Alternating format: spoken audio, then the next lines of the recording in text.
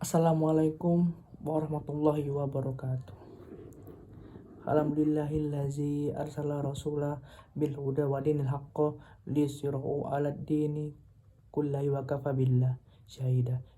Asyhadu an la ilaha illallah wahdahu la syarikalah wa asyhadu anna Muhammadan abduhu wa rasuluh. Allahumma shalli wa sallim wa barik ala Muhammad wa ala alihi wa sahbihi ajmain, amma ba'du. Faya ibadallah usikum wa nafsi bittaqullah haqqa tuqati wa la tamutunna illa wa antum muslimun. Wa qala ta'ala wa kadzalika ja'alnakum ummatan wasatan litakunu syuhada 'alan nasi wa yakuna rasulu 'alaikum syahida. Hadirin jamaah Jumat rahimakumullah. Dalam kesempatan khutbah Jumat ini, marilah kita panjatkan puji syukur kita kepada Allah Subhanahu wa taala atas segala nikmat dan karunia-Nya yang telah dilimpahkan kepada kita sehingga kita dapat melaksanakan salat Jumat ini. Sebagai wujud rasa syukur itu, marilah kita tingkatkan kualitas iman dan takwa kita kepada Allah Subhanahu wa taala dengan takwa yang sebenar-benar takwa.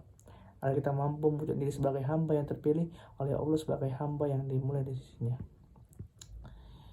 Dalam suatu majelis Rasulullah SAW pernah bersabda bahwa akan datang suatu masa di mana umatku seperti buih di lautan. Kemudian para sahabat bertanya, kenapa demikian ya Rasul? Nabi pun menjelaskan bahwa di masa itu umat Islam akan sangat besar jumlahnya, tetapi sangat rapuh, mudah bercerai-berai.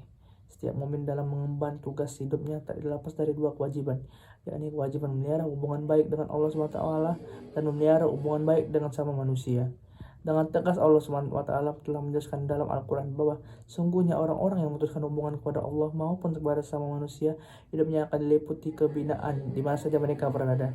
Ibadah kepada Allah di samping dapat mengingatkan diri kita kepada batas-batas kekuasaan diri, juga bisa menghilangkan sikap angkuh dan sombong yang dapat merusak ikatan batin serta menjauhkan persaudaraan. Berkenaan dengan hubungan yang harus dipelihara dengan sesama manusia, Rasulullah SAW telah memberikan tuntunan sebagaimana dalam sabdanya, belum disebut beriman salah seorang di antara kamu sehingga ia mencintai saudaranya sebagai ia mencintai diri sendiri. Hadis riwayat Bukhari. Al-Quran mengingatkan kita bahwa setiap individu mempunyai kekurangan dan kelebihan. Dengan ukhuwah dan kebersamaan antara satu individu dengan lainnya akan saling melengkapi dan saling menyempurnakan. Banyak orang mengorbankan ukhuwah hanya karena perbedaan penafsiran tentang agama atau karena adanya kepentingan-kepentingan tertentu, misalnya politik.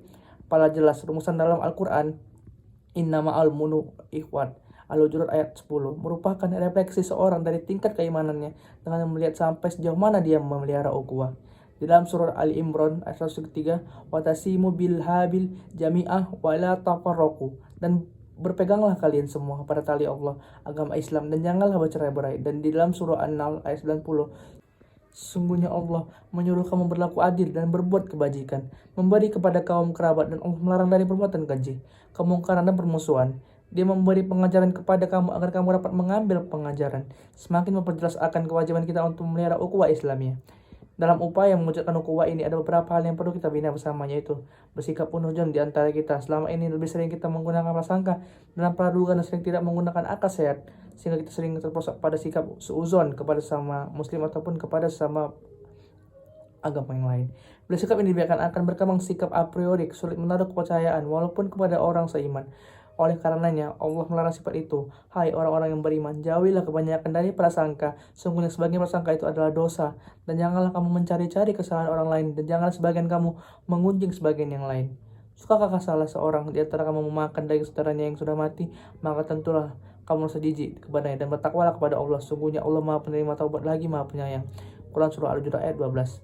Yang kedua, berpeganglah kita semua pada tali Allah, al-Islam, cara kafah. Dalam pergaulan hendaknya berpedoman dan mengacu kepada syariat Islam. Bersikaplah sebagai seorang pemaaf, sikap yang sangat disukai Allah SWT, yaitu orang-orang yang menafkahkan hartanya baik di waktu lapang maupun di waktu sempit, dan orang-orang yang menahan amarahnya dan memaafkan kesalahan orang.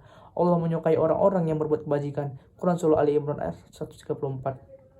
Yang ketiga, laksanakanlah hak dan kewajiban kita sebagai muslim dalam kehidupan masyarakat seperti tercantum dalam hadis yang bersumber dari Abu Hurairah. Rasulullah bersabda, seorang muslim atau muslim lainnya adalah 5, yaitu menjawab salam, menengok orang sakit, mengantarkan jenazah, mendatangi undangan, mendoakan orang yang bersin jika mengucapkan alhamdulillah dengan ucapan yarhamukallah muttafaqun alaihi.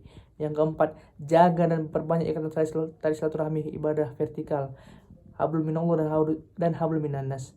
tumbuhkan sikap saling percaya. Kita hendak selalu percaya kepada kemampuan saudara kita untuk membina, mendidik, dan memimpin jamaahnya. Kita seringkali ikut campur dalam urusan rumah tangganya, walaupun tidak diminta. Lebih bahaya lagi, kita sering memvonis salah akan pemahaman agama saudara kita yang berbeda, yang berujung pada permusuhan di antara umat Islam. Ukhuwah itu adalah persaudaraan yang muncul dari panggilan iman, dan kemudian panggilan iman yang menjadi energi yang menyadarkan bahwa kita ini di bawah sahabat kita. Di dalam Al-Quran, saudara dalam kata jama' ikhwan berulang sebanyak 28 kali. Kata ikhwan terdapat hanya 7 kali. Al-Quran berbicara tentang saudara, bahwa persaudaraan itu bisa menjadi saudara ukhuwah yang kuat karena nikmat membawa persaudaraan sebagaimana firman-Nya, dan berpeganglah kamu semuanya kepada tali agama Allah, dan janganlah kamu bercerai berai, dan ingatlah akan nikmat Allah kepadamu ketika kamu dahulu pada zaman jahiliyah bermusuh-musuhan, maka Allah mempersatukan hatimu, lalu menjadilah kamu karena nikmat Allah orang-orang yang bersaudara, dan kamu telah berada di tepi jurang neraka, lalu Allah menyelamatkan kamu daripadanya. Demikianlah Allah menerangkan ayat-ayatnya kepadamu agar kamu mendapatkan petunjuk. Quran Surah Al Imran 103. Kita menjadi saudara karena nikmat Allah Ta'ala. Biasanya orang kalau sama-sama mendapat nikmat tidak bermusuhan, kenapa kita mudah tersinggung? Karena kurangnya waktu kita mengingat nikmat Allah. Perbuatan yang mengundang dimusuhi manusia juga dibenci oleh Allah Ta'ala. Allah Ta'ala berbicara tentang manusia bukan hanya di dunia. Ketika perkara itu bersifat ukhrawi, Al-Quran masih bicara penyakit manusia. Penyakit dendam dicabut sampai ke akarnya ketika masuk surga, sebagaimana Allah berfirman, wa naza'an ma fi sudorihim min igal ikhwana ala surri mutaqabili.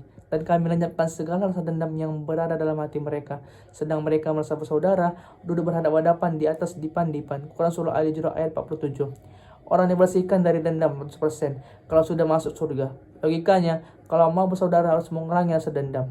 Maka dalam Al-Quran untuk menimbulkan ukhuwah itu agar melatih mendoakan selain kita.